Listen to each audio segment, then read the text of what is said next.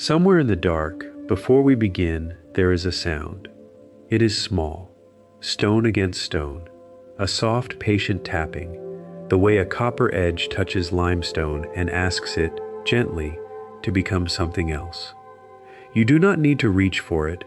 Let it stay far away, at the edge of hearing, the way a clock ticks in another room. That sound has been waiting a very long time. We will follow it tonight, slowly, and it will lead us all the way back to a river. Let your shoulders come down from wherever they have been holding themselves all day. Let the pillow take the weight of your head, all of it, so your neck has nothing left to do. There is nowhere you need to be. Everything that felt urgent a few hours ago has quietly agreed to wait for morning. Tonight we are only going to drift along the edge of a very old river and watch a story rise out of the sand, one small piece at a time. Over the next while, I will tell you 100 small things about the pyramids of Egypt. Not as a lesson. There is nothing to remember, nothing to hold. Think of it more as a long, slow walk beside someone who knows the place well and who speaks softly because the hour is late. Some of these things are certain. Some are still argued over by people who have spent their whole lives with these stones. And where that is true, I will tell you honestly, so that you can let the not knowing rest as easily as the knowing. There will be kings who learned by failing. There will be a village of bakers and stonecutters who left their bread pots behind. There will be a diary, written on reed paper, that slept in a cave by the sea for 4,500 years. And there will be hollow spaces deep inside the largest pyramid that no living person has ever entered, found not by digging, but by particles falling silently from the sky. We will get to all of it, slowly. If you find this walk restful, and you would like to take it again on another night, you might follow along quietly, so it is easy to find your way back. But that is a thought for another time. For now, there is only the river, and the last light on the water, and the long story that is about to begin. So let us start where everything in Egypt starts, with the Nile. Part 1, where the river remembers. Picture a river that does not behave the way rivers usually do. Most rivers flood in the storms of winter and shrink in the heat of summer. The Nile did the opposite. Every year, in the hottest part of the season, when you would expect the land to crack in thirst, the river instead began to swell. It rose without rain, fed by monsoons falling on mountains far to the south that the Egyptians would never see. The water climbed the banks, spread across the fields, and covered everything in a thin brown sheet. And when it drew back, weeks later, it left behind a gift, a layer of fresh dark mud, soft and rich, ready for seed. Imagine a farmer who does nothing to earn the flood, and yet every year it comes, and every year the ground is made new. It is easy to see how a people watching this might come to feel that the world was built on returning, that things went away and then came back. Hold on to that feeling, because it sits underneath everything we are about to see. The land itself was teaching a lesson about death and return, long before anyone thought to carve it in stone. That yearly flood did something else too. It gave the Egyptians their calendar. They watched the river so closely, for so long, that they learned to read its moods, and they divided their whole year into 3 great seasons, named for what the water was doing: the time of the flood, the time of the growing, and the time of the harvest, when the river ran low. Their life did not tick along by clocks or by weeks, the way ours does. It breathed in and out with the river, one long, slow rhythm, rising and falling, rising and falling. Picture a whole civilization keeping time not by a machine on a wall, but by the height of muddy water against a bank. There is something restful in a clock that's slow. The Egyptians even had 2 names for their own country, and the names tell you how deeply the river shaped their eyes. The good land, the living land, they called the Black Land, after the dark, rich mud the flood left behind. And the desert beyond it, the red, waterless waste where nothing grew, they called the Red Land, black for life, red for the dry beyond, and the line between them was astonishingly sharp. You could stand, it is said, with 1 foot on dark farmland and 1 foot on bare desert sand. On one side, green fields and the smell of wet earth. On the other, an ocean of stone and dust reaching to the horizon. The pyramids, when they came, would be built right on that edge, in the Red Land, the land of the dead, but close enough to see the black land of the living, breathing green across the way. Now the Nile did not only feed Egypt, it divided it cleanly into 2 worlds. On the east bank, where the sun rose, was the land of the living. There the towns stood, and the fields, and the markets, and the smoke of cooking fires in the evening. But the west bank, where the sun sank down each night and disappeared, that was something else. The Egyptians looked at the setting sun going down into the western horizon, and they thought, that is where the dead go, into the west, to follow the sun down. And so, again and again, when it came time to build a place for the dead, they crossed to the western shore. Every great pyramid you can name stands on the west side of the river, on the desert edge, facing the sunrise across the water it will never touch again. There is something quietly tender in that. The dead were laid where they could watch the living wake each morning, from just across the stream. Let us walk a little further along that western edge, to a low plateau of pale rock lifted just above the floodplain. Today we call it Giza. Long before any pyramid stood here, this was simply high, dry, solid ground, close to the river, but safe above its flood. And it happened to be made of the very thing a builder would dream of, limestone. Great beds of it, laid down over unimaginable time by tiny sea creatures on the floor of an ocean that vanished before there were people to name it. When you stand on the Giza Plateau, you are standing on the compressed bodies of a warm, shallow sea. The stone that would become the pyramids was, once, the ocean floor. The builders did not have to carry their material from far away for the core of their work. It was already beneath their feet, waiting, in quantities beyond counting. If you look closely at the pale stone of the pyramids even now, you can sometimes find them. Tiny fossils, small round shapes like coins pressed into the rock, the shells of little sea creatures that lived and died on that vanished ocean floor. The people who built with this stone almost certainly noticed them too, though what they made of them we cannot say. But there is a strange gentleness in it, a monument built to carry a king past death, made from the bodies of countless small lives that had already made that crossing, ages before, at the bottom of a warm and quiet sea. And this is where a small, human question begins to press in. Why?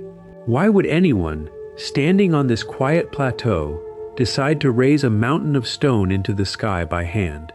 Not a wall for defense, not a house to live in, not a temple you could gather inside. A solid mountain, almost entirely stone, all the way through, with only a few narrow rooms hidden in its heart. It is one of the strangest things our species has ever chosen to do with its time and its strength. To understand it, we cannot start with engineering. We have to start with a wish. The wish that a person, once they died, might not simply be gone. That something of a king might climb up, out of the west, and join the unchanging things in the sky. The Egyptians looked up at the night and noticed something the rest of us have half forgotten. Most stars rise and set. They wheel across the sky and slip below the horizon, just as the sun does. But a handful of stars in the northern sky never set at all. They only circle, endlessly, around a fixed point, never dipping down, never dying. The Egyptians called them, beautifully, the imperishable ones. Here was a wish made visible, to be like those stars, to stop rising and setting, stop coming and going, and simply remain. It is easy to imagine a king near the end of his life, looking north at those tireless circling stars, and longing, more than anything, to be counted among them. There may be an even simpler picture hidden in the pyramid's shape, and it also comes from the sky.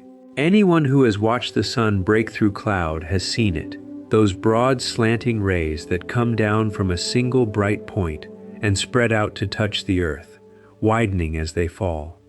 Some scholars have long suspected that the smooth pyramid was meant, in part, to be exactly that. A sunbeam turned solid, a ramp of light made permanent in stone, down which the sun's power could come to the king, or up which the king could climb toward the sun. We cannot climb inside the minds of people so far away in time to know for certain. But the next time you see those rays fall through a gap in the clouds, you might notice that they make, more or less, the shape of a pyramid, standing on the land with its point in the heavens. There was another old image the Egyptians carried, and it too is worth setting gently beside the pyramids. They told of a first mound, a single hill of earth that rose up out of the endless waters at the very beginning of the world, the first dry ground, the place where life first became possible. And every year, as the Nile flood drew back, they saw that story acted out in front of them, as the first little mounds of dark earth emerged from the sinking water. It is easy to imagine that a pyramid, this great constructed hill rising from the flat plain, was meant to echo that very first mound of creation, a made mountain, standing for the birth of the world, raised over a man who hoped, through it, to be born again. You do not have to hold on to the names, or the directions, or the reasons. Let them settle where they like, but keep the feeling of it, because it will follow us up every ramp and into every dark chamber. Underneath all the stone and sweat, there is a person who did not want to disappear. And one last thing to hold before we go back to the beginning of the building. The story we are walking into is not a short one. The distance in time between the very first pyramid and the last of the great ones is longer than you might guess, stretched across many reigns and many lifetimes. And the distance between those pyramids and us is longer still. When you picture how far away the ancient Egyptians feel from today, remember that the pyramids were already unthinkably ancient to people we think of as ancient. They stood, worn and wondered at, for thousands of years before the world you know began. That is the deep, calm well of time we are lowering ourselves into tonight. We have found the river and the western shore and the pale plateau and the wish. That is enough to begin. But the very first builders did not know how to make a pyramid at all. Nobody did. The shape had to be invented, and before it could be invented, it had to be stumbled toward, in mud brick and low flat tombs, by people working entirely in the dark of not yet knowing. So before we climb the Great Pyramids, we have to go back to the very first stairway anyone tried to build toward those imperishable stars. And to do that, we have to meet the man who dreamed it. Part 2. The first stairway to the sky.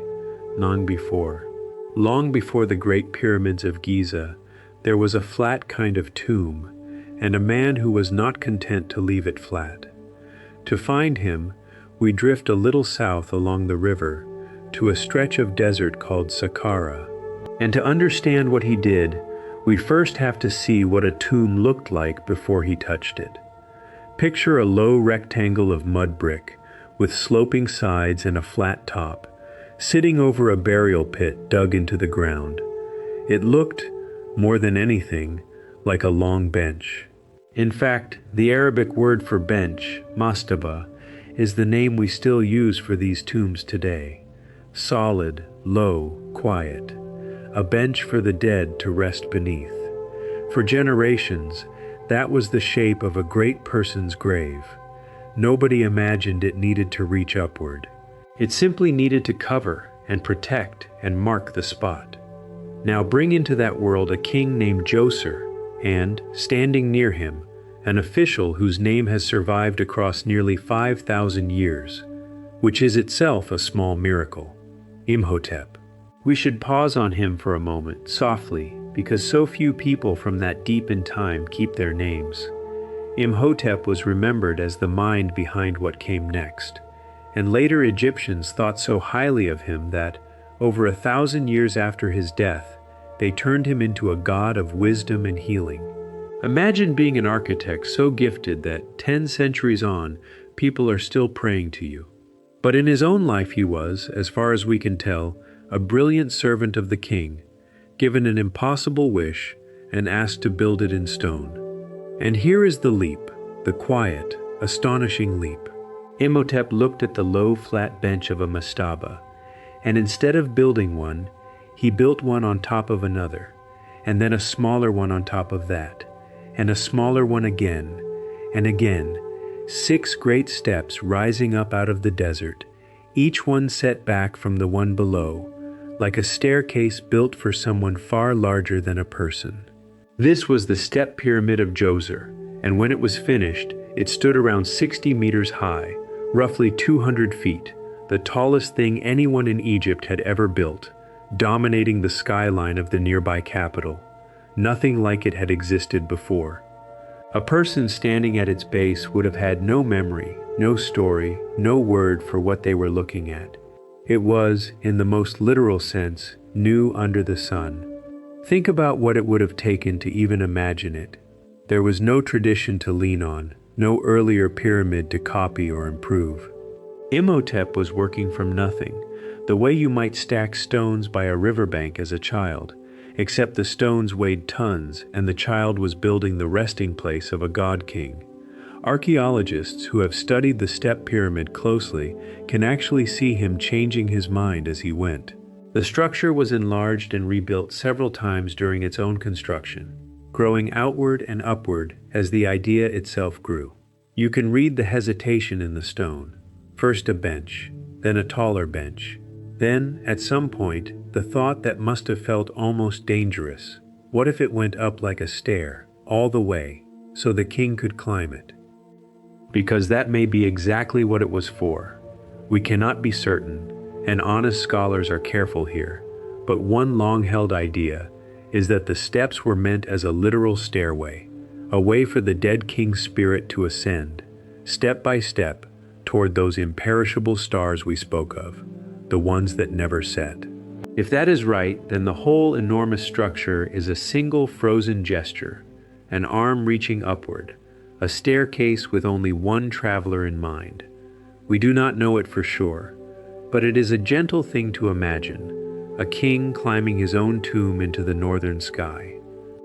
There is another quiet first hidden in this monument, and it is easy to walk past. This was the first time the Egyptians built something truly large, entirely out of cut stone. Before Djoser, the great material was mud brick, shaped by hand and dried in the sun.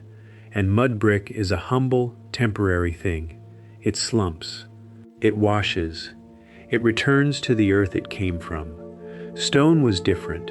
Stone was for the gods, and for the parts of temples that mattered most. To build a whole mountain of it was to make a statement without words. This is meant to last, not for a season, not for a lifetime, but for always. And in a way, the gamble paid off. The step pyramid is still there. You can walk up to it.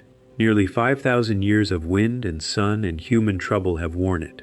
But it stands, which is more than almost anything else made by human hands from that age can say. And yet, in those earliest days, the builders did not fully trust the new material. If you go down into the passages beneath the step pyramid, into the world Imhotep made under the ground, you find something touching. In places, the walls are lined with small blue-green tiles, thousands of them, made of a glazed material we call faience, arranged to imitate the look of reed matting. Reed mats were what hung in the doorways of a real house, of a living palace. So here, deep in the dark, the builders recreated the woven walls of a home, tile by tile, so the dead king would not feel he had left his palace at all. Imagine the patience of it. Thousands of little tiles, set in the earth, in the dark, to make a spirit feel at home. It tells you that for all the vast scale above, the tenderness was in the details. Imhotep did not stop at the pyramid itself. He wrapped it in a vast walled enclosure, a whole stone city for the dead, with courtyards and shrines and buildings that were not really buildings at all. Some of them were solid, filled in, with false doors that no one could open, and stairways that led nowhere. They were stage sets, in a sense, made in stone, so that the king's spirit could go on performing the great rituals of kingship forever, in a courtyard built to look like the one he had used in life. There is something dreamlike in that. A palace with no rooms, doors that do not open, a festival ground where the only guest is a soul. It was never meant for the living to use. It was meant to be true, in some other place, the place the Egyptians believed waited on the far side of death, where life continued much as it had, only without ending. One of those ghostly ceremonies is worth pausing on, because it lingers in the courtyard still. The Egyptians had a great royal festival meant to renew a king's strength after he had reigned for many years, a kind of second crowning in which the aging king had to prove his vigor, sometimes by running a set course before the watching people. In Djoser's stone city, that entire festival ground was rebuilt in permanent stone, with the markers of the course laid out, so that the king could run it again and again, forever, and be forever renewed. Picture a racecourse for a single runner, built to be used only by a soul, only after death, so that a tired old king might be young and strong again in the world to come. The whole complex is full of these frozen kindnesses. Now, we do not know Djoser's own thoughts. We cannot hear the man, but we can see the shape of what his people believed he needed. A home that felt like home, a court to rule from, a festival to keep him strong, a stairway to the stars. Everything a king had in life, made permanent, so that death would change as little as possible. That, more than the height or the engineering, is the real invention of Saqqara. Not simply a bigger tomb, but a complete world for the dead, carved in the one material that might outlast time. Still, for all its wonder, the step pyramid was a staircase, not a smooth-sided mountain. It rose in great tiers, like a wedding cake for a giant. The true pyramid, the clean, sharp, unbroken triangle that we picture when we close our eyes and think of Egypt, had not yet been born. Someone still had to make the leap from steps to smoothness, from a stairway to a solid ray of stone reaching down from the sun. And that leap, it turned out, would not come easily. It would come through failure, through at least one pyramid that could not hold its own shape, and slumped, and through a king stubborn enough to keep trying anyway. That king is where we go next. His name was Sneferu, and he built more pyramid than anyone in history, in part because he kept getting it wrong. Part 3. The Kings Who Learned by Failing. 19. There is a comfort in remembering that even the pyramids were built by people who were still learning. We have a habit, when we look back at these monuments, of imagining that the ancients simply knew, that the knowledge arrived complete, and the builders stepped forward already certain of every angle. The evidence suggests it was not so simple. The smooth, true pyramid seems to have been arrived at gradually, over more than one reign, and the king around whom much of that development happened was a pharaoh named Sneferu. He is not as famous as his son, whose great pyramid we will come to, but Sneferu is associated with building on a scale not seen before him, and he is often called, in a quiet way, the father of the true pyramid. 3 large pyramids are credited to his reign, and the path to a smooth shape that would hold seems to have run through all 3. The amount of stone linked to this one reign is genuinely staggering. If you add together the pyramids attributed to Sneferu, the total volume of stone is thought by many scholars to rival or even exceed that of the Great Pyramid of his son. I should be careful with that comparison, because these are estimates, not exact counts, and figures like these are debated. But even taken loosely, The picture is remarkable. A single generation that appears to have spent its working life learning to raise these mountains, and to have moved an amount of rock it is hard to hold in the mind. When we admire the famous pyramids that came later, we may really be admiring the skill of hands that had already practiced, on an enormous scale, in the time of Sneferu. The first of the three sits at a place called Medum, and it has one of the strangest silhouettes in all of Egypt.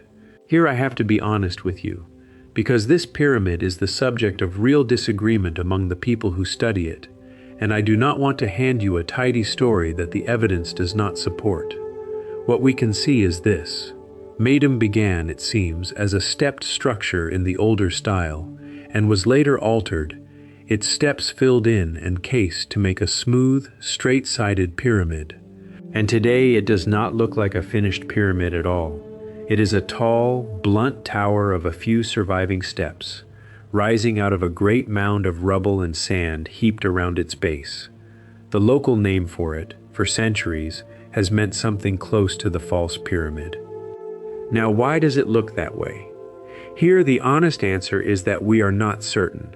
For a long time, a popular idea was that the pyramid collapsed, perhaps catastrophically, possibly even while it was still being built, with the smooth outer mantle sliding away into the rubble we see today. Some who hold a version of this view point to the outer layers resting partly on sand, or to the smooth steps beneath, giving the casing little to grip. But other scholars disagree, and disagree strongly. Some argue the pyramid was never finished in the first place, and that the rubble is the result of later people slowly stripping its stone away over many centuries, rather than any single dramatic fall. The truth is that when it reached its present ruined state, and why, is still an open question. So let us not pretend to know. Let us just sit with the strange, honest shape of it, a pyramid that did not end up looking like one, for reasons still argued over today. Whatever happened at Medum, there is a small human trace left there that no one disputes, and I find it lovely. On stones at the site, workers left marks, jottings, and gang names, the ancient equivalent of a team noting where they had reached in the work. These were never meant for us. They were the ordinary notes of a working day, made by people doing a hard job. And yet across thousands of years, those casual marks are among the most direct touches we have of actual hands on actual stone. Not kings, not gods, working people, keeping count. The second pyramid of the reign stands at a place called Dashur, and it is the one people fall in love with, because it seems to wear its lesson on its face. It is called the Bent Pyramid, and the name tells you why. It begins to rise from the ground at a steep, ambitious angle, reaching sharply toward the sky. And then, about halfway up, the angle changes. The sides bend inward to a gentler slope, and the pyramid finishes far less steeply than it began. From a distance, it looks as though the builders changed their minds partway to heaven. Why the angle changes is, once again, something scholars debate rather than know, and I will give you the possibilities rather than pick one for you. The most commonly repeated idea is a structural one, that as the great mass rose at the steep angle, the builders saw warning signs, strain, perhaps cracking inside, and eased the slope to lighten the load and finish it safely. Others have suggested different reasons, such as a wish to complete the pyramid more quickly. We cannot be sure which, if any, is right. But whatever drove it, the bend itself is real, and there is a kind of wisdom I find calming in the picture of builders willing to change the plan partway up, rather than press on and risk everything. Sometimes the wise move is not to hold the original angle, but to soften and adjust and make sure the thing stands. Inside the bent pyramid, there is a feature worth pausing on, because it reappears later at the very heart of the Great Pyramid.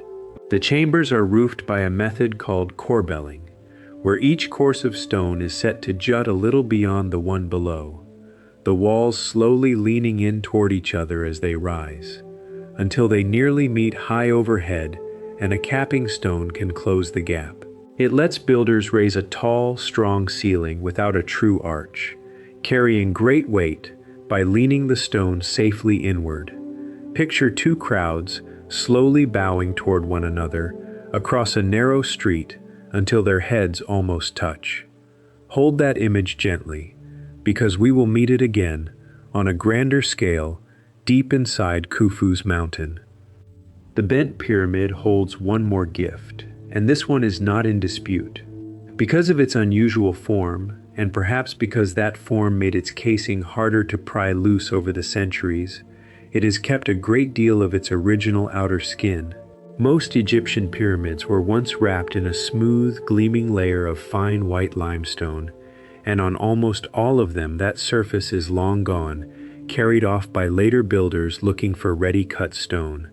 But the bent pyramid still wears much of its polished casing. To stand before it is to see, more or less, what a finished pyramid looked like when it was new.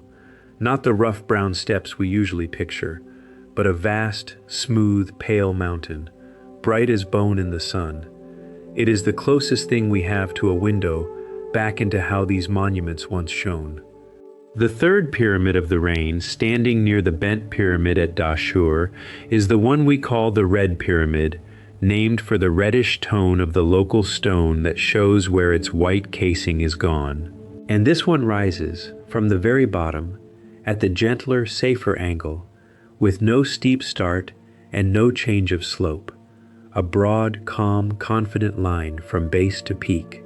It is widely regarded as one of the first large pyramids to be completed as a true, smooth-sided pyramid. And whatever the exact sequence of these three buildings, and scholars still work out the fine details, the overall shape of the story is clear enough. The smooth pyramid was not handed down complete. It was worked toward, across a reign, by people adjusting as they went. That is really the heart of part 3, and it is worth carrying with you as you grow heavy and warm. One reign, 3 great pyramids, and behind them, not effortless certainty, but trial and change, and the slow accumulation of knowledge, the angles that held, the foundations that lasted. And there is a gentle footnote to it all. Later Egyptians seem to have remembered Sneferu warmly, in stories, as a good and approachable king. The reign so tied to getting the pyramid right was remembered kindly by the people who came after. And all of that hard-won knowledge, whatever its exact shape, passed onward to Sneferu's son. And to a builder who would take the craft of his age and push it further than anyone before, or, for a very long time, after. Almost everything the world whispers about the pyramids, the wonder, the mystery, the sheer improbability, gathers around this one man's monument. His name was Khufu, and his mountain is where we go next. Part 4, the Mountain of Khufu. We come now to the one everyone means when they say the pyramids, the Great Pyramid, and I want to approach it slowly, because its size is the kind of thing the mind slides off of if you say it too fast. Khufu was the son of Sneferu, and he inherited not just a throne but a workshop, a whole kingdom that had spent a generation learning to build in stone. He took that knowledge and aimed it higher than anyone before or since. His pyramid, raised on the Giza Plateau, stood originally around 146 meters tall, something like 480 feet. For more than 4,000 years, until iron and steel let us build cathedrals and towers, it remained the tallest structure human beings had ever made. Sit with that. For most of recorded history, the tallest thing in the world was this one pile of stone in the Egyptian desert. Nothing our species built for 40 centuries reached higher. Now the number that truly bends the mind. The Great Pyramid is made of somewhere around 2 million or more separate blocks of stone. The exact figure is estimated rather than counted, but the common estimate is roughly 2.25 million blocks, each one weighing, on average, more than a large family car. Some of the blocks deep inside, especially in the chambers, are far heavier still. many tons apiece. And every one of them was quarried, shaped, moved, and lifted into place by people, with no iron tools, no wheels doing the heavy hauling, no machines of any kind. 2 million stones, set one after another, by hand. It is almost easier to believe it could not be done, and yet there it stands, so it was. Let us make that scale a little more human, because a number that big stops meaning anything. Imagine the builders had to place one block, then the next, steadily, without long pauses, for around 20 years, which is roughly how long Khufu reigned. If you work it out, the stones had to be set at a pace of very roughly one block every few minutes, hour after hour, through the daylight, year upon year, for 2 decades. Not now and then, continuously, a block and a block and a block, at about the speed of a slow, patient heartbeat, for 20 years. The pyramid is not really one huge act. It is millions of small ones, laid end to end, until they became a mountain. For most of the core, the builders used limestone quarried right there on the plateau, just a short distance from the pyramid itself, so the bulk of the stone barely had to travel, but the fine outer casing, the smooth white skin that once made the whole thing gleam, came from better limestone quarried across the river and floated over. And for the innermost chamber, the king's own burial room, they used something harder and grander still, granite, brought all the way from Aswan, far to the south, nearly 1,000 kilometers up the Nile. Granite is enormously heavy and stubbornly hard, and they hauled great beams of it across the length of the country to roof a single room. We will come to how later. For now, simply hold the picture of a nation reaching from one end of itself to the other, quarry to river to plateau, all to raise one man's tomb. Here is the detail that turns admiration into something closer to disbelief. This enormous thing is not just big, it is precise. The base of the Great Pyramid is very nearly a perfect square, and the whole vast platform it sits on is level to an astonishing degree, varying across its entire width by only a couple of centimeters, roughly the width of a couple of fingers, across a base wider than 2 football fields. Think about that. A mountain of 2 million stones, and the ground it rests on is flatter than many a modern floor. They achieved, with ropes and water and patience, a level of accuracy we would be pleased with today using lasers. And it is not only flat, it is aimed. The 4 sides of the Great Pyramid are lined up with the 4 directions of the compass, north, south, east, and west, with remarkable accuracy. The error is tiny, a fraction of a single degree. They had no compass. The magnetic needle would not be used for direction for thousands of years yet, so they must have turned to the sky, most likely to the stars, watching the heavens circle and using that turning to find true north with a precision that still impresses the people who measure it now. Imagine the calm of the work, night after night, tracking a star as it wheeled, marking its rising and its setting, averaging the 2 to find the unmoving point of the north, and then trusting that patient star work enough to align a mountain by it. We do not know the exact method they used, and scholars still debate it, gently, among themselves, but the accuracy is real, and it came, somehow, from watching the sky. There is a beautiful puzzle tucked inside all this precision, and it is worth resting on because it shows how their minds worked. The ancient Egyptians did not think about slopes the way we do, in degrees of angle. They had no notion of a circle divided into 360 parts. Instead, they measured a slope by a wonderfully practical idea. For every unit you go up, how far do you go across? They had a word for this ratio, and it let a foreman on the ground tell a stonecutter exactly how steeply to trim a casing block, without any idea of angles at all. Just a run for every rise. It is a reminder that these builders were not working from our knowledge in ancient clothes. They had their own way of seeing, their own tools of thought, and those tools were enough to raise the most precise large monument of the ancient world. We should say something too about what is inside, though it is less than you might expect, and that is part of the mystery. Unlike most pyramids, whose chambers sit down in the bedrock beneath, the Great Pyramid has rooms built high up inside the mass of stone itself.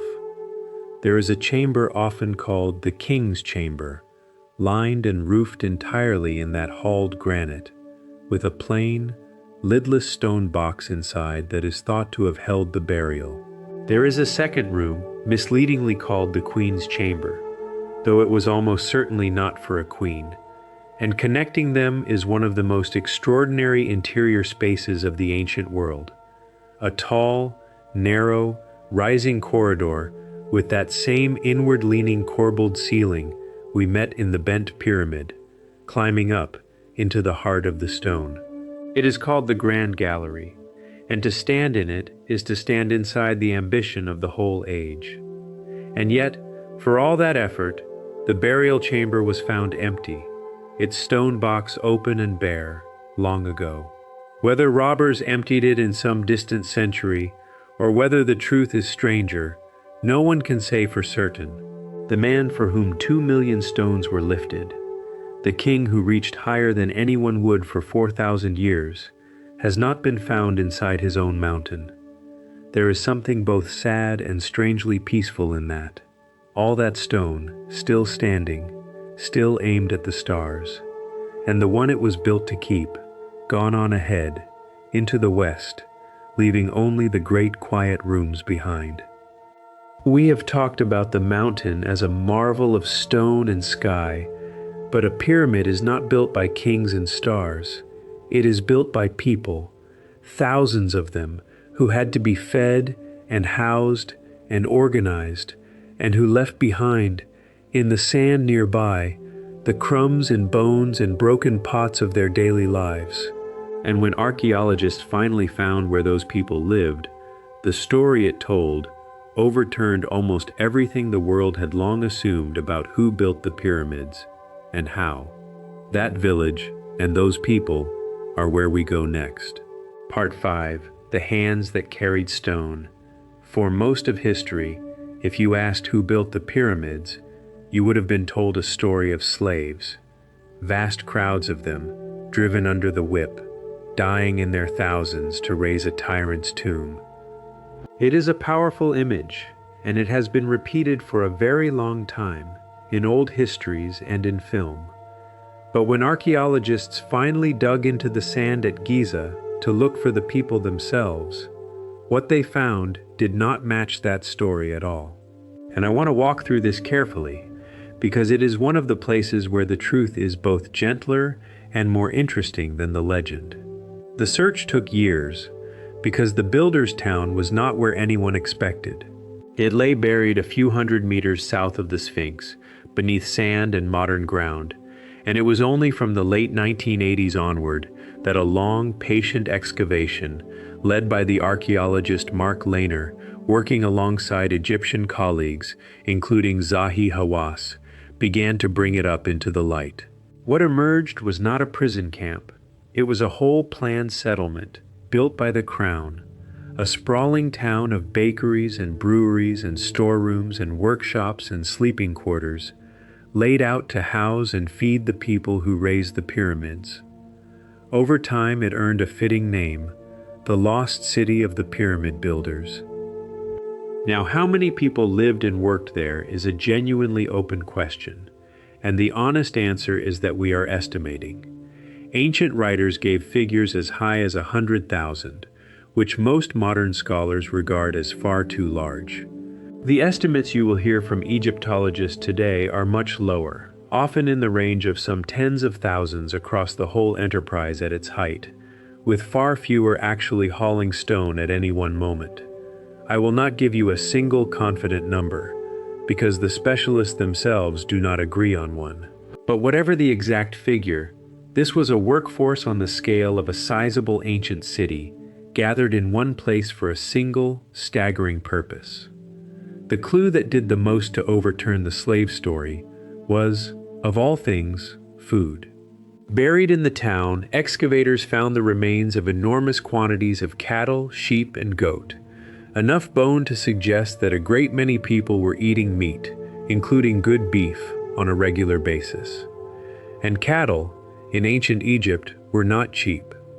Prime beef is not what you feed people you intend to work to death.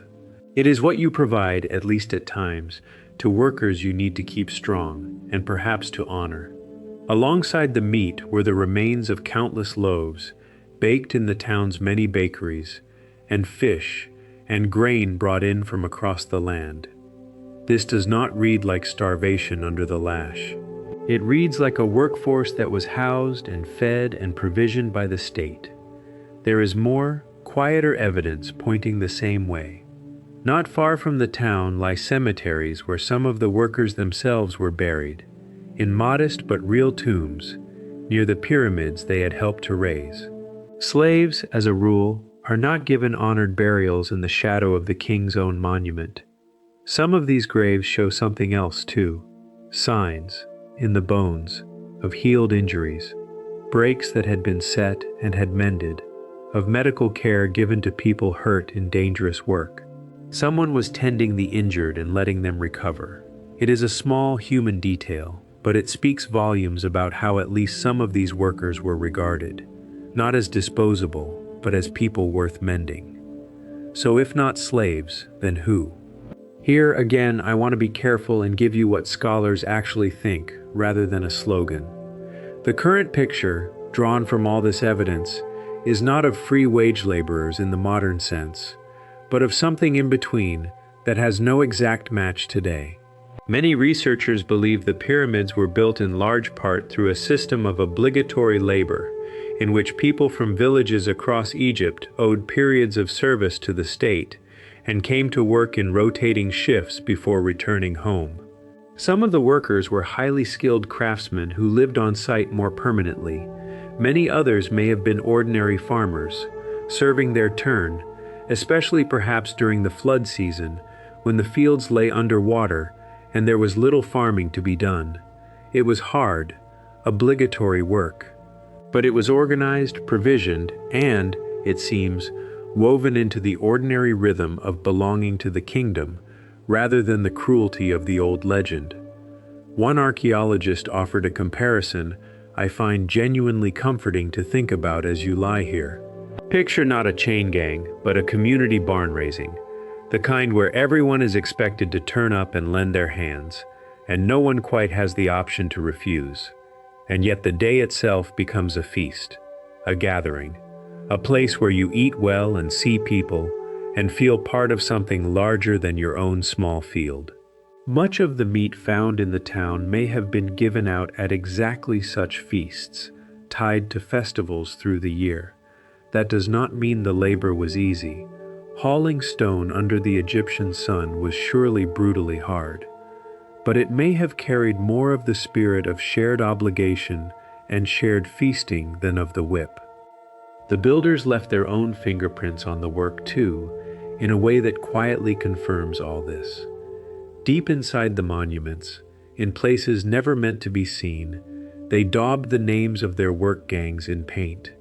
And those names are wonderful. They are proud, jokey, human team names, groups calling themselves things like the Friends of a King, or a gang boasting that they were the drunkards, or the vigorous ones, of their pharaoh.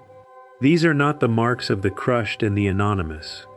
They are the marks of teams, with pride and rivalry and humor, the way a crew today might name itself and compete with the crew across the yard.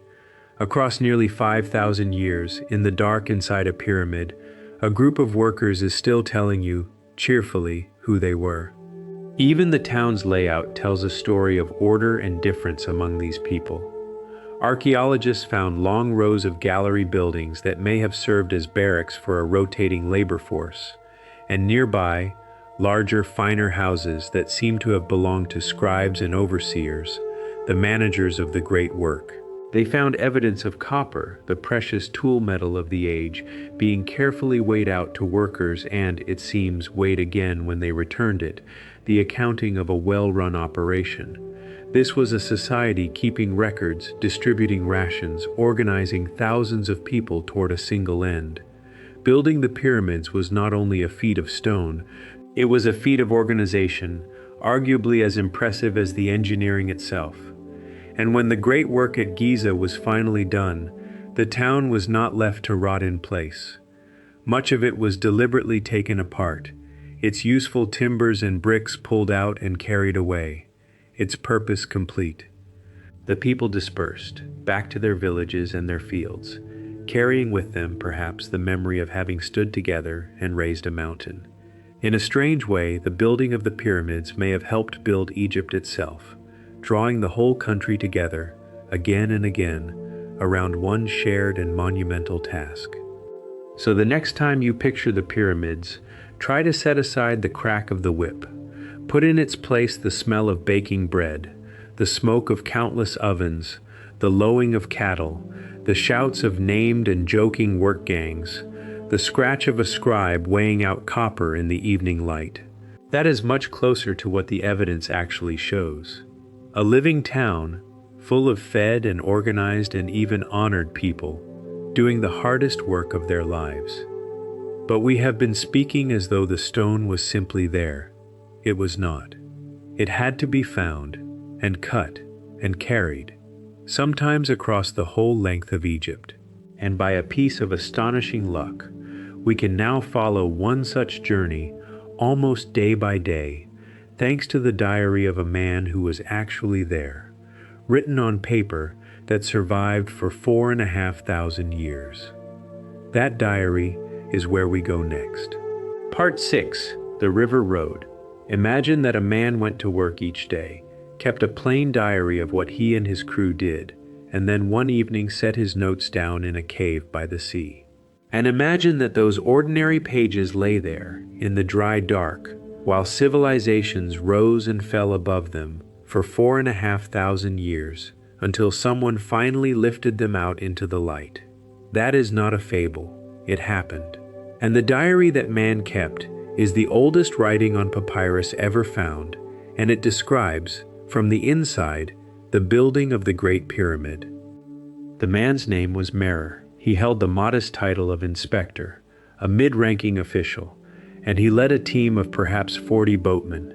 And in the final years of Khufu's reign, right around the time the Great Pyramid was being finished, Merer kept a logbook. Not a grand account, not a boast for the ages, just the daily, half-day by half-day record of where his crew went and what they carried. It is the very ordinariness of it that makes it so precious. Most of what survives from ancient Egypt was meant to impress the gods or the future. This was meant only to keep track of a working month, and through that plain little window we can look directly at the pyramid rising. The papyri were found, remarkably, not at Giza at all, but far away on the shore of the Red Sea, at a site called Wadi al-Jarf, where a French team began digging in the 2010s.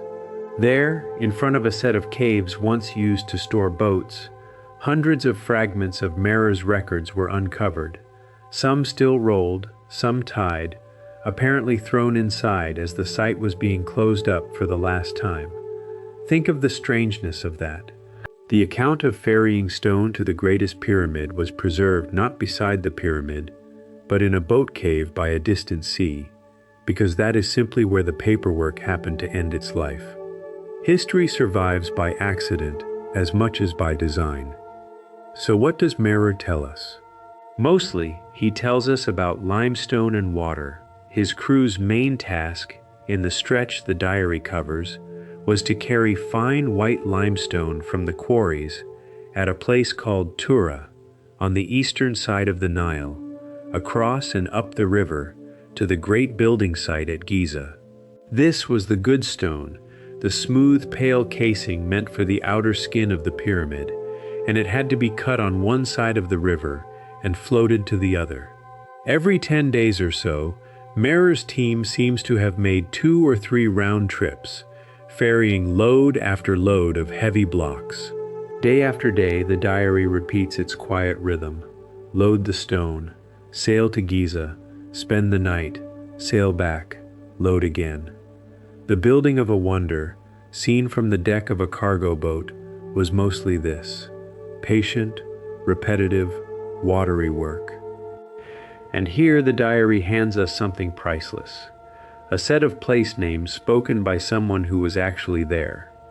Merer calls the destination by a name that meant, more or less, the horizon of Khufu, which is generally understood to be the Great Pyramid itself, or its site. He mentions stopping at what seems to have been a great pool or basin of Khufu, an area of water at the foot of the plateau. These are not names invented by later scholars. They are the working words of a boat crew, the way you might say the depot or the yard. To read them is to hear, faintly, how the people building the pyramid actually spoke of the place while they did it. Those watery names support something that, at first, sounds impossible. Today the Nile runs several kilometers away from the pyramids, across dry ground. So how did boats loaded with stone get close enough to unload? The answer that many researchers now favor is that the Egyptians brought the water to the work. Masters of canals and basins, they appear to have channeled and managed the annual flood, and perhaps dug basins and harbors, so that during the high water of the flood season, boats could sail almost to the edge of the plateau itself. Merer's diary, with its talk of pools and of sailing right up to the site, fits this picture closely. The flood was not just a farmer's blessing, it was, for a few months each year, the highway on which a pyramid could be delivered. The diary also quietly settles an old question about who was in charge. Merer records reporting to a high official named Imhotep, known from other sources to have been a half-brother of Khufu himself, a prince and vizier. And now, thanks to these humble pages, we can see him named as one of the men overseeing the great work, the sort of figure who sat at the top of the whole vast operation, while men like Merer moved the stone below. A royal brother at the summit, an inspector with his 40 boatmen near the bottom, and a papyrus that lets us glimpse both ends of the chain at once. We should let Merer's own days come through, because they are so human. His entries run in a simple form. The inspector spends the day with his crew hauling stones, spends the night at the quarry, casts off in the morning loaded with stone, sails toward the horizon of Khufu, spends the night there, sets off back upriver at dawn. Read a few of them in a row and you feel the tiredness and the routine of it. The early starts, the nights spent wherever the work left them, the same journey again and again as the season wore on. There is no drama, there is just a man, doing his job well, keeping honest count, with no idea that his tally sheets would outlast everything. The river road reached far beyond limestone too. That same site by the Red Sea, where the diary was found, was a working harbor, and its real purpose points to how far the pyramid's supply lines stretched. Just across the water lay the Sinai, and in the Sinai were the mines that yielded copper, the hardest metal the Egyptians had, the metal their tools were made from. Every chisel that bit into pyramid stone was, in a sense, the far end of a supply line that ran out across a sea to a desert mine. The harbor also yielded a long stone jetty and a great many ancient anchors, the hardware of a serious maritime operation, all in the service, ultimately, of the building back at Giza. So draw the whole picture together and see how much of Egypt was pulled into this one endeavor. Granite floated down from Aswan in the far south, fine limestone ferried across from Tura, copper carried by ship from the mines of Sinai, food gathered from the fertile delta in the north, lines of supply reaching to every edge of the kingdom, all converging on a single plateau on the west bank of the river. The pyramid was not just a building, it was the still point at the center of a nation in motion, and the river was the road that made it possible. We have followed the stone down the river to the foot of the plateau, but that is where the truly hard question begins, the one that has never fully been answered, and that the honest diary of Merer, for all its gifts, simply does not tell us. Once the blocks arrived, how on earth were they lifted, 2 million of them, into a mountain? Merer wrote of the river. He said nothing of the ramps. And so, on that greatest puzzle, we are left with informed guesses and a debate that is still very much alive. That debate, over how the stones were raised, is where we go next. Part 7. How the Stones Learned to Fly. We arrive now at the greatest unanswered question of all, and I want to be honest with you from the very first breath of it. We do not know for certain how the Egyptians raised the stones of the Great Pyramid. It is one of the strange facts about this most famous of buildings that the single most important thing about it, how it was actually built, is still argued over by serious people today. So this part is not a set of answers, it is a gentle tour of the guesses, and of why each one is both tempting and troubled. Let us begin with what we do know, because it is more solid than you might fear. We know, roughly, the tools they had, because we have found them and their marks: copper chisels and saws, wooden sledges, ropes of plant fiber, wooden levers, and a great deal of human muscle. We know they had no iron, no pulleys of the kind that multiply force, and no wheels doing any heavy hauling. And we know they could move very large stones across the ground, because they left us a picture of themselves doing it. So the mystery is not whether they could move stone, it is how they lifted so much of it, so high, so fast. That picture of stone moving is worth pausing on, because it is one of our best clues, and it is charming. In a tomb belonging to a nobleman named Imhotep, there is a painted scene showing a colossal statue being dragged along on a sledge by rows of men pulling on ropes. And at the front of the sledge, one small figure is shown doing something that turned out to be quietly brilliant, pouring liquid onto the ground, just ahead of the runners. For a long time, people were unsure what he was doing, but experiments have shown that pouring the right amount of water onto sand in front of a sledge makes the sand firmer and dramatically reduces the friction, so that far fewer people are needed to pull a heavy load. The Egyptians, it seems, knew this. That little painted figure with his jar of water may be showing us one of the real secrets of moving millions of tons. Wet the sand, and the desert itself helps you pull. But wetting the sand explains moving a block along the ground. It does not explain lifting it 100 meters into the air.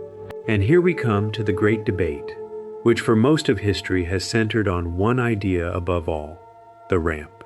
The basic thought is simple and appealing. If you cannot lift a heavy block straight up, you build a long, gentle slope of earth and rubble against the pyramid, and you drag the block up the slope. No mysterious technology required, just ramps, sledges, ropes, and enormous numbers of people. For its sheer simplicity, this remains the explanation many, perhaps most scholars still lean toward. The trouble is that the ramp, the moment you look at it closely, runs into difficulties that no one has fully solved. Think about the physics. To keep the slope gentle enough that people could actually haul multi-ton blocks up it, a straight ramp reaching the height of the Great Pyramid would have to be enormously long, perhaps well over a kilometer, and would itself contain a staggering volume of material, by some estimates rivaling the pyramid it was meant to build. And then, when the work was done, where did all that ramp material go? At Giza, no clear remains of such a colossal ramp have been found. That absence troubles the theory deeply. You would expect the largest earthwork in the ancient world to leave some obvious trace, and the plainest version of it does not. So people have proposed cleverer ramps to escape these problems, and each solves something while creating something new. One idea is a ramp that spirals up around the outside of the pyramid, wrapping the growing mountain like a coiling path. This keeps the ramp shorter, but it hides the corners and edges the builders needed to see to keep their angles true, and it forces the workers into a single narrow file that would be slow and easily jammed. Another idea, put forward more recently, is an internal ramp, a corridor spiraling up inside the pyramid's own body, which would leave no external trace at all. It is ingenious, and it has its supporters, but it too assumes passages we have not clearly found, and it struggles to match what newer scanning of the pyramid seems to show inside. Every version trades one problem for another. And in just the last few years, researchers have gone further still, using computer modeling to test the old ideas and to propose genuinely new ones.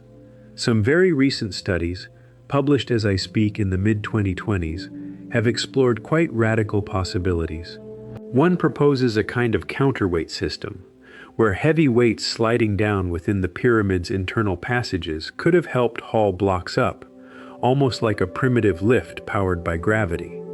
Another proposes a helical path, formed by temporarily leaving out and later filling in blocks along the pyramid's own edges. I mention these not because any one of them is proven, they are not, but to show you that this is a living question. People with computers and physics and careful measurements are still, today, trying to work out how a building 4,500 years old was put together. The pyramid has not finished teaching us how little we are sure of. I want to be especially careful about one thing, because it drifts around this subject like a fog. The genuine, honest uncertainty about how the pyramids were built has sometimes been seized upon to suggest that ordinary ancient people could not possibly have done it at all, that there must have been some lost super-civilization, or stranger things still. It is worth saying plainly and calmly, the actual evidence points entirely to the ancient Egyptians themselves. We have their quarries, their tools, their workers' town, their bread and their bones, their work gang names painted inside the stone, and the diary of a man who ferried the casing blocks. What we lack is not evidence of who built it, but a complete engineering manual for exactly how they lifted every stone. Those are very different kinds of not knowing. The first is a fantasy. The second is just an honest gap in a very old story. There is one more piece of the how that deserves its own quiet moment, because it involves the heaviest stones of all. High up inside the Great Pyramid, above the burial chamber, sit enormous beams of granite, some weighing many tons each, hauled from Aswan and then lifted far up into the heart of the structure and laid in place with great care to carry the weight of the mountain above the king's room. However the ordinary blocks were raised, these giants demanded something more people, more leverage, more nerve. Whatever method the builders used, it had to be strong enough and controlled enough to set a stone as heavy as a small house exactly where it needed to go, high in the dark, with no room for error. That they managed it at all, with copper and rope and wood, is astonishing. However they did it. So we end this part where we began it, in honest uncertainty, but I hope a restful kind. The pyramid stands. It was built by human beings, with simple tools and immense organization, and patience beyond our easy imagining. Exactly how they raised each stone remains, for now, a question with several good answers and no final one, and there is something oddly soothing in letting that be. Not every mystery needs to be solved tonight. Some can simply be admired, in the dark, as you drift. We have raised the stones, however they did it. Now let us step back from the sweat and the ramps, and ask the deepest question of all. Not how they built it, but why. What did they believe waited on the other side, that was worth a mountain of stone? That belief, the soul the pyramid was built to serve, is where we go next. Part 8. What they built for the soul. Mine, oh mine. We have spoken of stone and river, of ramps and copper and aching muscle. But underneath every block ever laid was something you cannot dig up or measure. A belief. A hope about what happens to a person after they die. And unless we sit with that hope, gently, we will never understand why anyone would move a mountain to serve it. So let us start with the most important idea to set right. We call the pyramids tombs, and in a sense they are, but that word can mislead us. To the Egyptians, the pyramid was not really a place to store a body. It was closer to a machine, if that is not too harsh a word, a machine built for a single purpose, to help a dead king become something that would never die. One writer has called the pyramids immortality technology, and I find that phrase clarifying. Not a grave, but a device for turning a mortal into an eternal being. Every strange feature of these monuments makes more sense once you hold that thought. To see how, we need to understand what the Egyptians thought a person was, because it was not as simple as a body with a soul inside. They believed a human being was made of several parts. There was the body itself, of course, but there was also something they called the Ka, a kind of vital essence or life force, the thing that made the difference between a living person and a dead one, which was thought to need food and drink even after death. And there was the Ba, closer to what we might call personality or individuality, often pictured as a bird with a human head, able to fly out of the tomb and back again. At death, these parts came apart, and the whole aim of the funeral and of the pyramid was to help them reunite into a new, transfigured, deathless being that the Egyptians called an Akh, one of the blessed dead who could dwell among the gods and the stars. Now you can see why the body had to be preserved, why the Egyptians developed the long, careful art of mummification. If the parts of the soul were to return to their owner, there had to be something to return to. The preserved body was, in a sense, an anchor, a home base that the wandering Ba could recognize and come back to each night. It was not superstition for its own sake. Given what they believed about the soul, preserving the body was the logical, necessary thing to do. They were solving, with great care and skill, a problem the rest of us simply call death. And they left instructions. In some later pyramids, though not, as it happens, in the Great Pyramid of Khufu itself, the inner walls of the burial chambers were carved with columns of hieroglyphs we now call the pyramid texts. These are the oldest religious writings of their kind that we possess, older than most sacred texts of the world, and they are extraordinary to think about. They are spells, instructions and incantations meant to guide the dead king on his journey, to protect him from dangers, to feed him, and above all, to lift him up into the sky to join the gods. They speak, again and again, of the king rising, ascending, even flying, up out of the tomb and into the heavens. Imagine carving, on the walls around a dead man, the very words meant to wake him and teach him to fly. That is what these chambers hold. Where was the king flying to? Here the Egyptians looked, as they so often did, to the sky, and to two great destinations. One we have already met, the imperishable stars of the north, those tireless circlers that never set, among whom the king hoped to take his eternal place. The other was the sun. The Egyptians watched the sun die every evening in the west, and be reborn every morning in the east, and they built an entire vision of the afterlife on that daily miracle. The sun god sank each night into a shadowy underworld, journeyed through its dangers, and rose again renewed at dawn. The dead king hoped to join that endless circuit, to die with the sun and rise with it forever. Death, in this vision, was not a wall. It was a doorway into the same great turning that moved the sun and the stars. There is a particular god who sits at the heart of this, and his story is one of the most beautiful and consoling in all of human thought. His name was Osiris. In the myth, Osiris was a king who was killed, and yet who did not simply stay dead. Through the devotion of those who loved him, he was restored, and became the lord and ruler of the world of the dead, the one who had crossed over death and come out the other side. And so every dead person hoped to become, in a sense, an Osiris, to follow where he had led, from death into a new and unending life.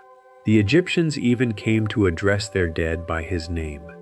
There is deep comfort in that idea, that the first one through the door of death did not vanish, but waited on the other side, so that no one who followed need make the crossing alone. The living had their part to play too, And this is where the belief becomes tender rather than grand. The dead were thought to depend on the living, on offerings of food and drink brought to the tomb, on prayers spoken, on their names remembered. A whole system of priests and offerings was set up to sustain the dead king for eternity. And near Khufu's pyramid, buried in a pit, archaeologists found something that shows how literally this was meant. A full-sized wooden boat, dismantled and packed away. A real ship for the king to sail the heavens with, or to follow the sun across the sky. People built and buried an actual boat, plank by plank, so that a soul would have a vessel. The care of it is almost unbearably human. And here we should pause on something easy to miss. All of this, the mummy, the spells, the offerings, the boat, the mountain itself, was, in these early days, almost entirely reserved for the king. Ordinary Egyptians did not expect a pyramid or the full journey to the stars. The king was different. He was the point where the human world touched the divine, and his safe passage into eternity mattered to everyone, because he was the thread that held the whole cosmos in order. To help the king live forever was, in a sense, to keep the world itself running. The pyramid was not one man's vanity. It was, to the people who built it, a matter of keeping the sun rising and the river flooding and the order of things intact. Over the long centuries, this would slowly change. The hope of an afterlife, once the king's alone, gradually opened to more and more people, until ordinary Egyptians, too, could dream of the journey through the underworld and the weighing of the heart and a place in the fields of the blessed. The great democratic idea that everyone, not only a god-king, might hope for something beyond death, grew in part out of these earliest royal dreams carved on pyramid walls. The pyramids were the first, grandest expression of a wish that would eventually belong to all. So when you picture the Great Pyramid now, try to feel the weight of the hope inside it, not just the weight of the stone. Every one of those 2 million blocks was laid in the service of a belief that a person need not simply end, that the parts of a soul could come back together, that a man could rise like the sun and take his place among the stars that never set. Whether or not that hope was true, there is something magnificent and deeply moving in a people who believed it so completely that they built the largest structures of the ancient world to make it so. But the pyramid does not give up all its secrets to belief alone. Deep inside the Great Pyramid, there are spaces, rooms, and hollows that we still do not understand, some of them found only in the last few years, by shining not a light, but a stream of ghostly particles through solid stone. The pyramid, it turns out, is still keeping secrets, and modern science has only just begun to coax them out. Those hidden voids and how we found them are where we go next. Part 9. The Voids in the Dark, 19. Here is something wonderful to lie with in the dark. The Great Pyramid is the most studied building in the world, pored over for thousands of years, and yet in just the last decade we have found rooms inside it that no one knew were there.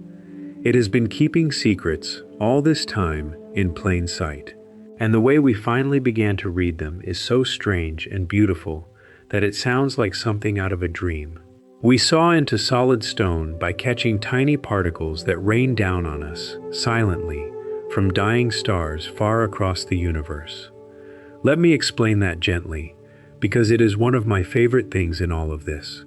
Far out in space, violent events send streams of particles hurtling through the cosmos. When these strike the top of our atmosphere, they shatter into showers of smaller particles, and among them are things called muons, which are a little like heavier cousins of the particles inside every atom.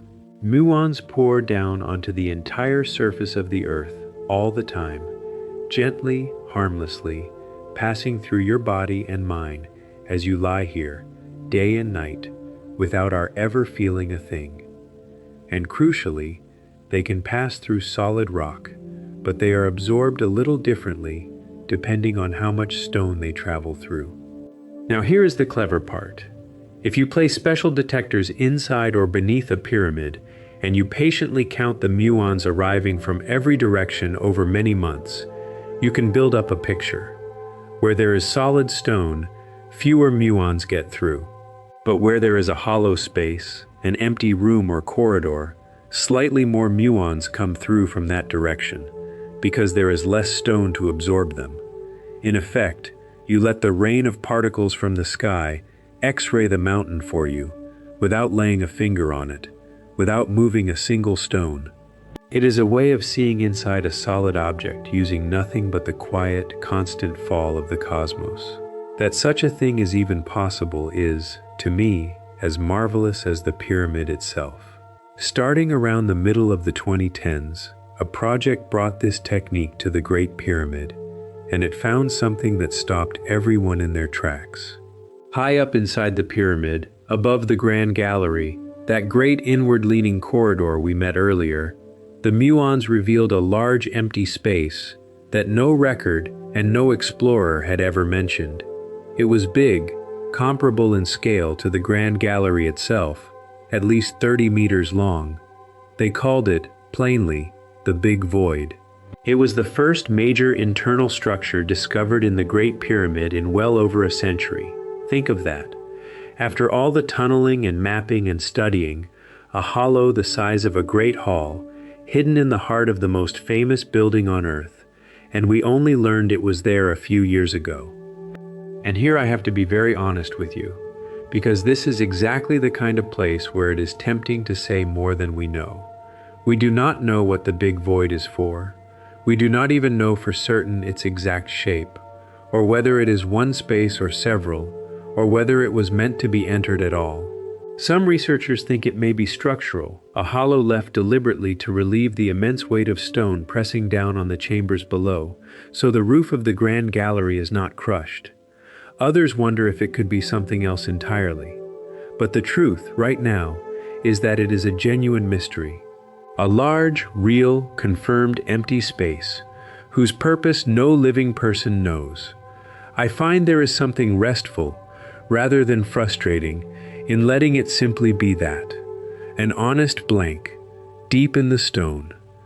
The same technique, and others alongside it, found a second hidden space too, and this one has been peered into, just barely.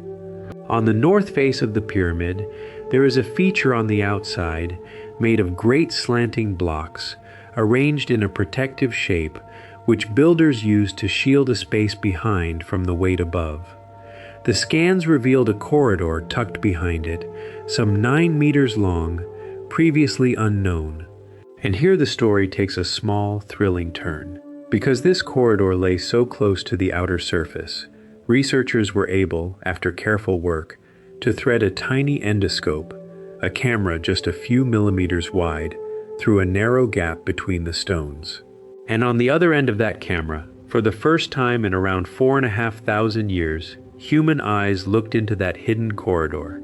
Imagine being the person watching that screen, seeing a space sealed since the pyramid was built, lit for the first time since the age of Khufu. What was in it? And here, again, honesty is the gift. It appears to be an empty corridor, its purpose most likely structural, probably built to help relieve the weight of stone above the pyramid's true entrance, or above some space nearby. No treasure, no sarcophagus, no inscriptions leaping out to solve every riddle, just a carefully made empty passage, doing a quiet architectural job, hidden for the sake of the building's strength. It is a reminder that most of the pyramid's secrets, when we finally reach them, are likely to be the secrets of engineering rather than of buried gold. And there is a sober beauty in that. The builders were solving structural problems with such elegance that their solutions still surprise us. These discoveries also gently teach us something about the builder's skill that we might otherwise miss. Those slanting protective blocks on the north face and above the chambers show that the Egyptians understood, deeply, how to manage the crushing weight of a mountain of stone. They knew where the pressure would fall, and they built spaces and angled beams to guide that pressure safely around the rooms they wanted to keep intact. This was not brute stacking. It was structural engineering of a very high order, worked out without any of the mathematics or materials we would use today, and worked out so well that the chambers have survived uncrushed for 4,500 years. The hidden voids are not just mysteries. They are signs of how much these builders truly understood. It is worth pausing, too, on how respectful these new methods are, because it says something hopeful about our own age. For centuries, the way to explore a pyramid was to force your way in, to tunnel, to break, to haul things out, sometimes destroying as much as you learned. The muon scans and the tiny endoscope represent a completely different spirit. They let us look inside without harming the thing we are looking at, reading the pyramid's secrets while leaving it whole and undisturbed. There is a kind of maturity in that, a willingness to be patient, to peer gently rather than smash. We have learned, slowly, to be better guests in the house of the past, and the work is not finished. Even now, researchers continue to scan and study, hoping to learn more about the big void, wondering whether other spaces still wait undiscovered in the vast bulk of the stone.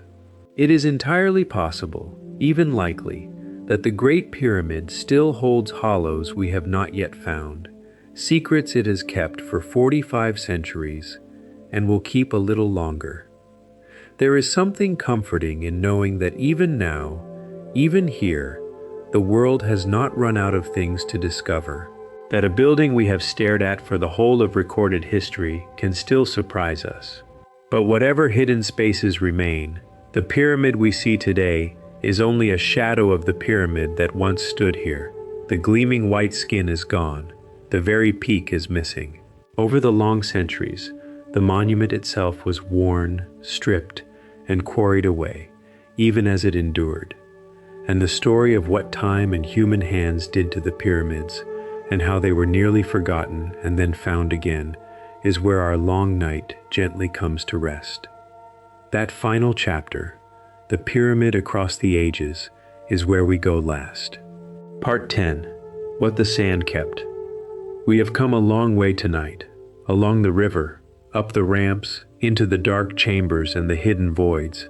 Now, as our night draws toward its close, let us step back and watch what happened to these mountains across the enormous stretch of time that followed, after the last stone was laid and the builders went home. Here is the first thing to hold, and it may be the most surprising of all. The pyramid you picture in your mind, that rough, brown, stepped-looking mountain, is not what the Egyptians built. When the Great Pyramid was finished, it did not look like that at all. It was sheathed from base to peak in a smooth outer skin of fine white limestone, brought across the river from the quarries at Tura, polished and fitted so precisely that the whole vast surface became one continuous, gleaming slope. Under the Egyptian sun, it would have shone, a mountain of white light, almost too bright to look at, visible for miles across the desert and the fields. What we see today is only the rough inner core. The true face of the pyramid, the shining one, is gone. Try, for a moment, to picture it as it was. Not a stairway of blocks, but a single unbroken triangle of brilliant white, so smooth you could not have climbed it, rising from the desert like a shard of solid daylight. Some who have thought about it suggest that this was the whole point, that the smooth white pyramid was meant to be that ramp of sunlight we spoke of long ago, a beam of the sun made solid, a gleaming road for the king's soul to ascend. Whether or not that was the intention, the effect must have been overwhelming. Imagine coming over the horizon and seeing 3 white mountains of light standing on the edge of the world. That is what greeted travelers for thousands of years. And at the very top, there was once a final stone, a small pyramid-shaped capstone set at the summit, the point where all 4 gleaming faces met. We are not certain what it was made of, or exactly what it looked like, and I will not pretend otherwise. Ideas range from plain fine limestone to something more precious. But we know it was there, crowning the whole, the last and highest stone, catching the first light of dawn before anything else in the land. That capstone is long gone now. The very peak of the Great Pyramid is missing, worn and stripped away over the ages, so that today the top is a small flat platform where a point once pierced the sky. So what happened to that shining skin, and to the peak? The answer is slow and human and a little sad. Over the long centuries after ancient Egypt itself faded, the pyramids came to be seen by some not as sacred monuments but as convenient quarries, vast ready-made piles of beautifully cut stone, sitting right beside a growing city. And so, gradually, especially during the medieval period, much of that fine white casing was pried loose and carried away, across the river, to help build the mosques and walls and houses of Cairo. Earthquakes shook some of it free, human hands took the rest. Stone by stone, the gleaming skin of the greatest pyramid was dismantled and scattered into a city. If you walk through old Cairo today, it is quite possible that some pale block beneath your feet, some lintel over a doorway, was once part of the shining face of Khufu's mountain. There is something both mournful and oddly comforting in that thought. The pyramid was not destroyed. It was, in a sense, redistributed, its bright stones going on to shelter new lives, in a new city, under the same sun. And a few fragments of that original skin do survive, at the very base of the pyramid, where the largest casing stones were too heavy to bother with, or lay protected under mounds of rubble.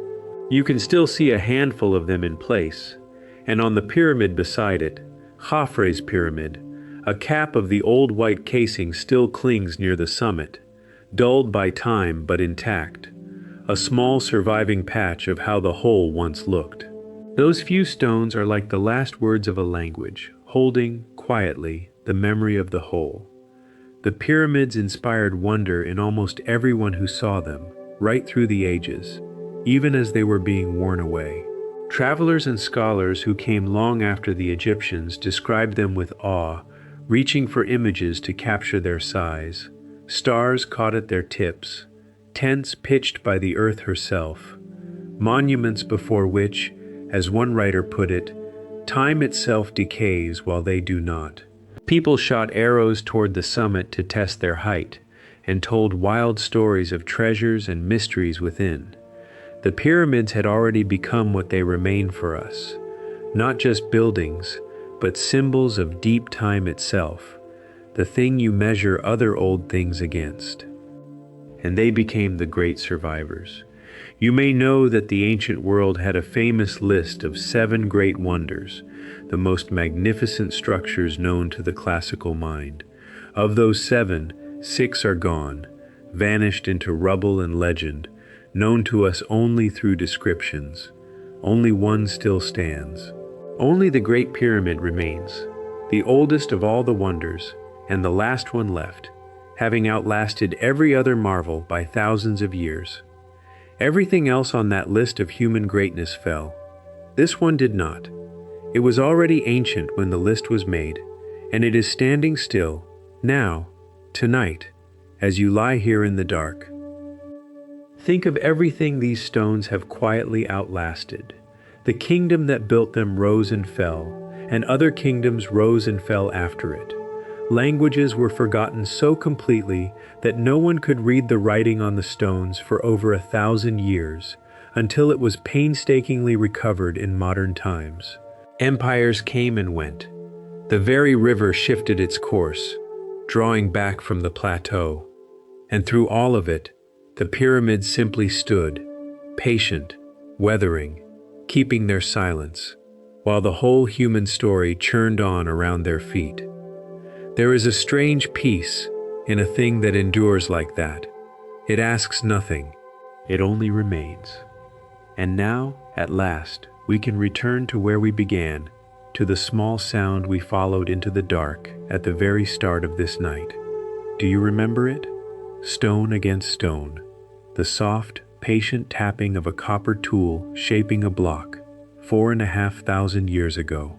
Somewhere on that plateau, by the light of a small oil lamp, A workman we will never name once bent over a stone and made that sound, and then another, and another, one small patient act at a time, until a mountain stood. He could not have known that his work would outlast everything he loved, every face he knew, his whole world. He only shaped the stone in front of him as well as he could and moved on to the next. Let that sound grow soft now. Let the tapping slow and quiet and fade, until all that is left is a little pale limestone dust, drifting down through the still air, settling gently over everything, the way the years themselves settled over the pyramids. And then let even the dust go still. Out on the plateau, as the last light leaves the sky, the evening wind moves across the old stones, cool and slow, carrying the fine dust away over the desert, smoothing the sand, asking nothing, keeping its long and patient silence. The river is dark now. The lamp has gone out. The great pale mountains stand where they have always stood, watching the west, where the sun went down. And you can rest, knowing that some things, made with enough patience and enough care, simply endure, quietly, through all the long nights, including this one. Sleep well.